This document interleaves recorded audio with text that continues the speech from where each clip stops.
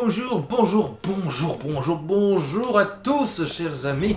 Soyez les bienvenus d'entre les morts pour ce nouveau let's play de Resident Evil Director's Cut. La dernière fois, je vous ai montré un petit bug qui m'a bien servi à récupérer pas mal de munitions, de Magnum et autres. Eh bien, nous allons cette fois-ci, continuer là où nous étions arrêtés, dans un couloir, pour fuir lâchement les hunters qui s'y trouvaient. Parce que oui, nous n'avons pas forcément envie de mourir. Nous ne sommes pas trop suicidaires non plus. Me mettre 2 ou 3 balles dans la tête, ok. Mais aller me faire décapiter par des monstres, jamais. Au bout d'un moment, il faudra arrêter les conneries. Donc, nous allons continuer petit à petit. Et je viens juste de recevoir un message de Dieu. Ça fait à peine 1 minute que c'est lancé. J'arrive pas à y croire. Va falloir que je lâche la manette là pour le coup, parce que je vais pas laisser la personne patienter pendant 20 minutes non plus. Alors, je vais gentiment laisser le Hunter approcher. D'ailleurs, ça me permet d'évoquer l'aspect sonore des Resident Evil, qui est très important d'ailleurs. Dans ta gueule, toi, déjà. Oui, pardon.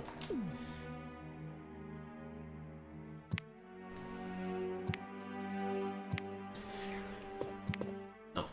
La personne avec qui je parle est contente. Voilà, je ne dis pas plus, mais elle est contente.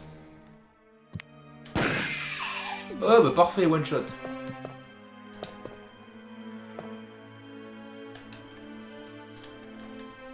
Alors, de quoi je parlais? Oui, l'aspect sonore des Resident Evil, les fameux bruits qui sont dans le hors-champ pour te signaler que, attention, il y a une menace dans l'air. Eh bien, ça me fait dire finalement que c'est très intéressant, puisqu'un jeu vidéo doit pouvoir exploiter à peu près tout ce que le jeu peut exploiter, dont le son. Ça fait partie des éléments intéressants. Et Resident Evil s'en sort quand même très très bien pour l'époque. Aujourd'hui, c'est vrai que ça fait un petit peu fade sur plein d'aspects, mais à l'époque, je vous jure que c'était quand même grandiose. C'était même beaucoup mieux travaillé que sur Alone in the Dark, par exemple. Voilà, oui, si je suis passé en courant, c'est pour une raison précise, c'est parce que je m'attendais à ce qu'il y ait un Hunter là, en fait, qui m'attende dans le coin. Ce qui, heureusement, n'a pas été le cas, mais ça aurait pu. Ça aurait pu, donc pour éviter ça, j'ai préféré éviter les emmerdes. Par contre, c'est sûr que ce qui est un peu problématique ici, ça va être pour les sourds. Imaginez quelqu'un de sourd qui jouerait Resident Evil. Il va se faire avoir de plein de façons. Alors ça, c'est assez salaud. Voilà. En général, t'es pas comme moi, t'attends pas ici. Hein. La première fois que t'arrives, tu vas directement entre les étagères. Résultat, tu te fais bouffer par ce zombie-là, parce que ce zombie-là, tu ne le vois pas. Et il t'attend hein, dans le coin, donc tu tombes juste dessus. Alors, combien de fois il m'a fait sursauter cet enfoiré? Tiens, allez, encore des balles de Magnum. Bah maintenant j'ai le plein. Je vais piquer Solid Berry. Il y en a encore un qui est là. Je vais piquer le Magnum de Berry, comme ça j'en aurai un dans chaque main. Je vais pouvoir faire double shot.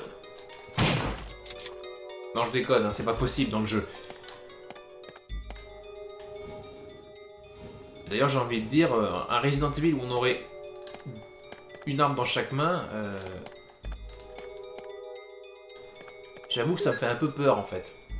Bon, c'est des coupures de journaux pour dire voilà, animal mutilé, personne disparue, monstre dans les montagnes. Enfin voilà, c'est pour vous expliquer un petit peu comment les gens ont commencé à s'apercevoir qu'il y avait des choses pas bien catholiques, on va dire, qui se passaient ici.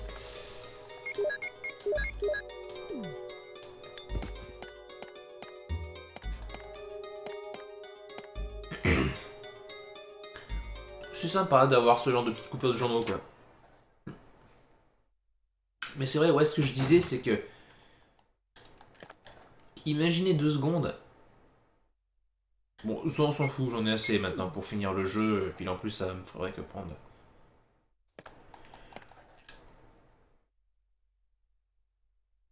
Alors ça aussi, limite on s'en fout parce que bon, le problème c'est que moi, je suis déjà plein au niveau des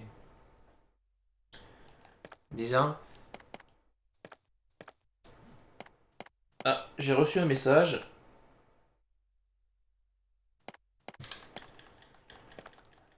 Je vais regarder 2 secondes.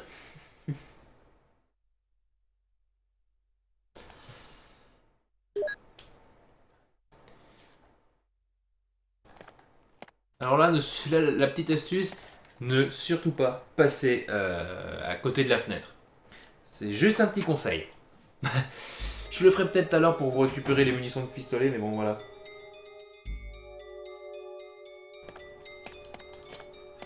Bon.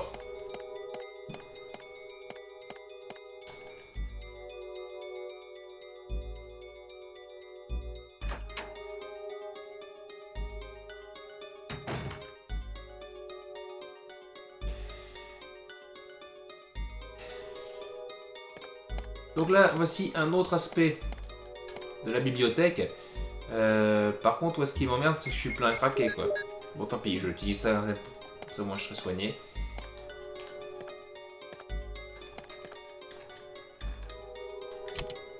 Tada! T'as encore un message, bah décidément. Je suis très demandé aujourd'hui. Alors, on la pousse pas trop parce qu'après on va être coincé. Alors, ce qui est bien dans le jeu, c'est quand tu pousses ces trucs un peu n'importe comment, quand tu ressors de la pièce et que tu reviens dedans, ils vont être placés comme ils l'étaient avant. Hein. J'ai presque envie de dire heureusement que ça se fait pas comme ça chez nous. Parce que oui, quand il s'agit de bien placer quelque chose, ça aurait été cool. Imagine 2 secondes. Ma pièce, ma chambre, dans laquelle je tourne mes vidéos. Vous imaginez 2 secondes le bordel? Si à chaque fois que je sors, que je rentre, il y a les meubles qui se déplacent. Déjà que rien que des jouets façon Toy Story ce serait déjà casse-couille, alors imagine des meubles entiers quoi. Puis alors je suis sûr que si mes meubles venaient à se déplacer, toutes mes figurines finiraient par terre, ça me ferait chier quand je vois l'argent que j'ai mis dedans. Aïe. Puis surtout des figurines, dans certaines, je me souviens encore, mais ma toute première figurine, je l'ai en visuel, c'est le tyran de Resident Evil 2, enfin la forme finale quoi. Bon, elle tient pas debout, hein, ça je vous l'accorde, mais parce qu'il n'y a pas de trépied, enfin il n'y a pas de trépied, je veux dire, il n'y a pas de socle de trépied, qu'est-ce que je dis comme connerie moi.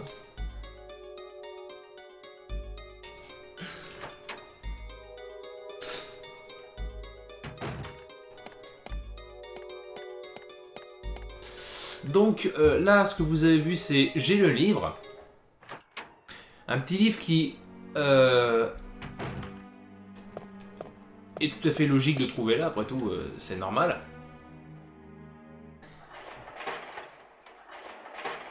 Mais ce que vous comprenez peut-être moins, c'est que... Parce que ce que vous comprenez peut-être moins, ce que vous savez pas forcément, parce que vous n'avez peut-être pas joué à la première version, et je vous l'ai pas encore expliqué, c'est que cette version Director's Cut place les objets de manière beaucoup plus logique.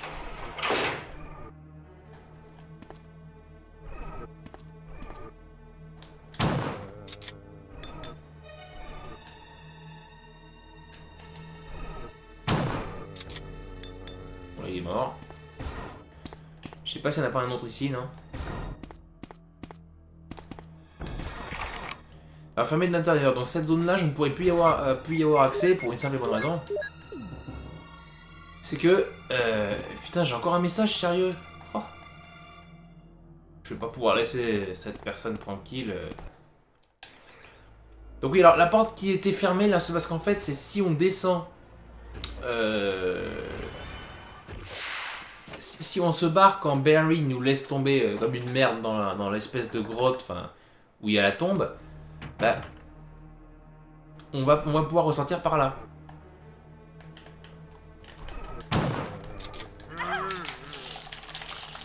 Lâche-moi, connard.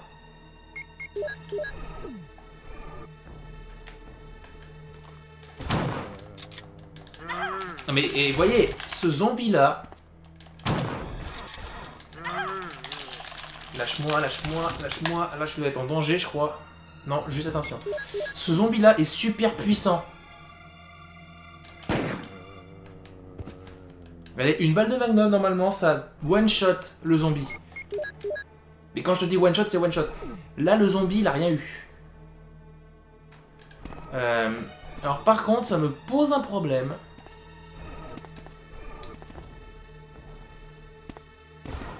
Ça me pose un sérieux problème, en fait, parce que maintenant, je commence à... Alors, je vais être prudent. Je vais faire l'équivalent d'un gros aller-retour.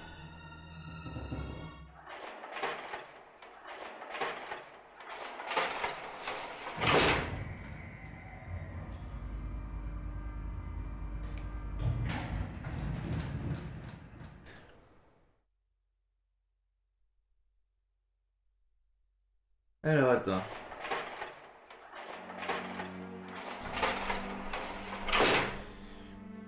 Putain de T9 qui ne me permet même pas d'écrire ce que je veux écrire. Dans mon message. Ah, c'est casse-couille, quand j'ai de faire les deux.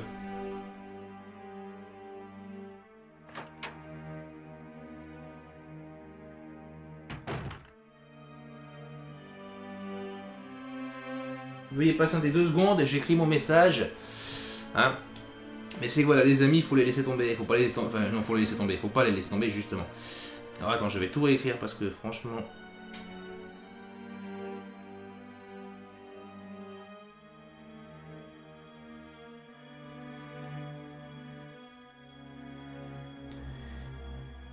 Alors. Profitez de la musique pendant ce temps-là.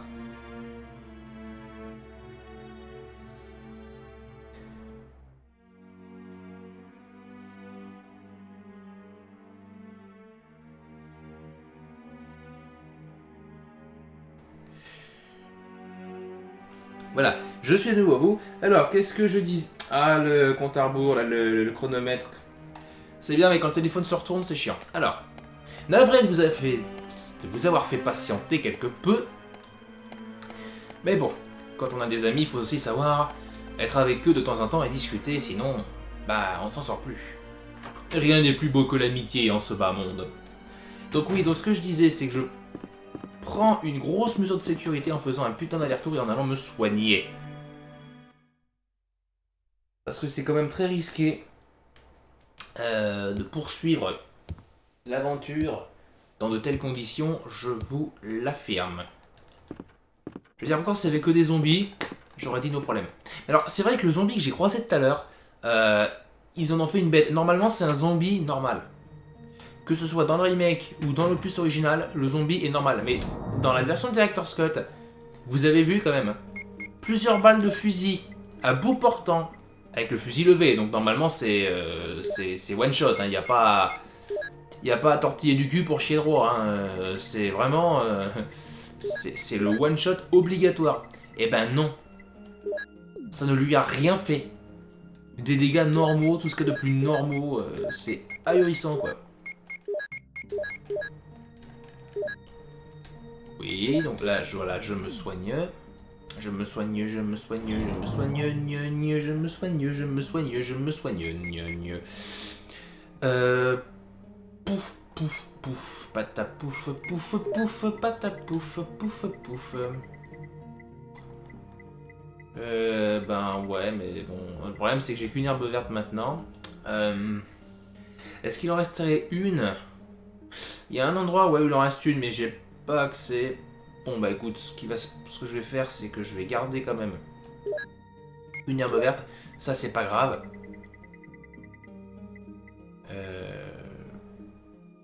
Peut-être que je vais embarquer le chargeur. Les grenades, pour l'instant, presque envie de dire on s'en fout. Alors, le briquet ne me sera plus du tout utile, donc autant le mettre au fond. Voilà. Je vais rester comme ça. Ce qui me permettra de vous montrer les corbeaux qui passent par la fenêtre. Je vous montre beaucoup de choses comme ça. Ça va être vraiment la partie découverte pour vous. Je vous montre des choses. Je vous fais découvrir un jeu. Et je sais plus d'ailleurs si dans le jeu original les corbeaux passent par là. Je ne sais plus, parce que la version originale en fait ça fait tellement longtemps que j'ai plus joué qu'il y a des choses après qui se perdent. Je crois que depuis que j'ai la version Director's Cut, Je n'ai pas dû rejouer une seule fois à la version du jeu d'origine. Limite, faudrait que je refasse un run exprès. Et là, je serais complètement paumé parce qu'il n'y aura plus rien qui est... Franchement, ça devrait être intéressant de refaire un run. Alors, je sais pas si je vous le filmerai ou pas. Pourquoi pas, ça sera peut-être intéressant. Mais voilà. Et on approche des 15 minutes de cet épisode, quand même. D'ailleurs, c'est pas on approche, c'est on les a. Alors, donc j'avais dit, ouais, bibliothèque. Avant de redescendre, bien sûr. Pour vous montrer donc la fenêtre qui explose.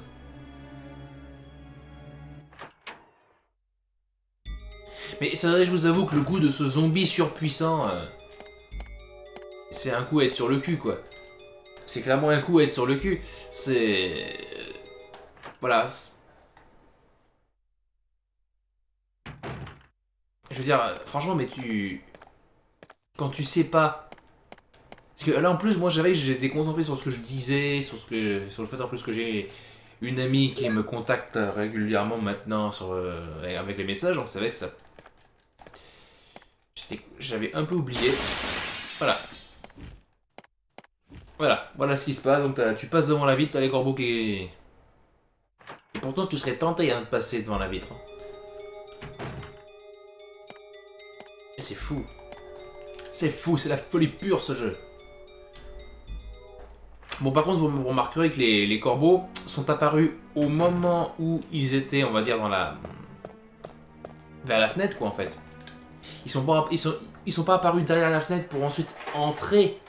Ils sont apparus au moment où ils rentraient dans la fenêtre. C'est-à-dire que ils n'existaient pas dehors, en fait. Il n'y a pas de dehors, puisqu'en fait, c'est tout de la 2D, si vous voulez. Donc, le jeu n'a pas été conçu pour créer une espèce de zone en 3D à l'extérieur.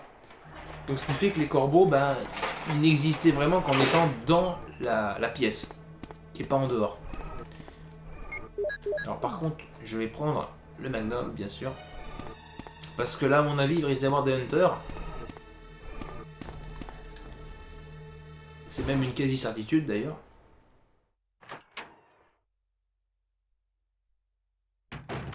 Alors, cette porte-là, elle existe dans le remake, mais pas la prochaine. Ils l'ont enlevée. Simplement parce que c'est vrai que les zones ici, ben, elles sont assez petites, c'est vrai. Mais pour la PlayStation, il fallait pas qu'elles soient trop grandes non plus.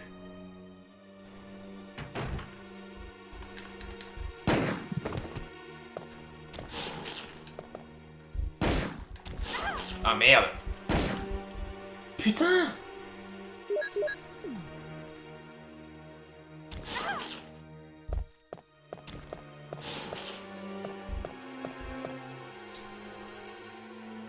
J'avoue que là je suis sur le cul quand même parce que je m'attendais à des hunters mais en fait c'est des araignées qui sont venues là. Par contre j'espère que... Bon, je suis juste blessé tout court, ça va, c'est pas méchant. Bon bah voilà.